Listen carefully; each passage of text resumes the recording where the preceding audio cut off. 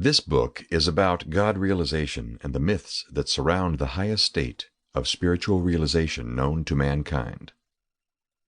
The first and greatest illusion is that once God realization is attained, the battle for higher consciousness is forever won. This oversimplifies things. It had often puzzled me while reading The Tiger's Fang by Paul Twitchell how he could have reached God realization and yet been so painfully lacking in worldly wisdom for years to come. Then, by the grace of God, known in Eckankar as the Sugmad, the initiation of God consciousness was bestowed upon me. Firsthand, I thus knew the agony, torture, yet bliss, of God's love. The hard part came after God realization. Now I had to return to the problems of life and confront them.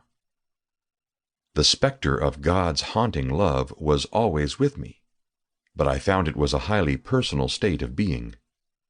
No one else could share it. The secret of the ages had been given to me, but there was no way to tell anyone of it.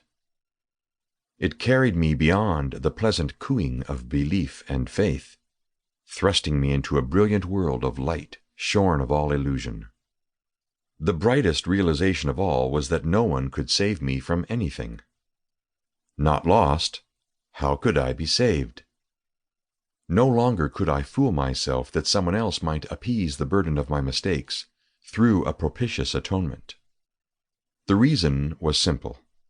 Soul is created out of the substance of God and cannot be eternally lost.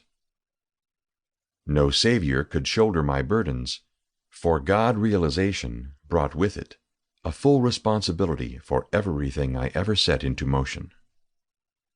As mentioned above, God realization is surrounded by illusion. This created a problem in trying to arrange an order of chapters for this book. Logically, a writer starts small and ends big. He starts in slavery and ends with spiritual freedom. While this principle is indeed true, the general understanding of people about life before and after God realization is at fault. We imagine that hardship precedes the God state, and complete serenity follows after. Fortunately, life has more dimensions than that, for it requires all beings to continually reach for the stars. As I learned for myself, there is always another step in consciousness, always a higher heaven to attain. In writing this book, I might have been expected to start with all the experiences that displayed my ignorance of spiritual reality. Then, in a single blinding moment, dark ignorance would be driven out and replaced by an experience of complete spiritual illumination. And it was, but not in the way one might suppose. The heart of this book is thus not the experience of God alone, but also the narrative that precedes and follows the experience. It shows how I had to come to terms with this unexcelled state of God awareness in my everyday life. Tucked away in the hidden places of this book are clues as to how you too may reach the glories of God.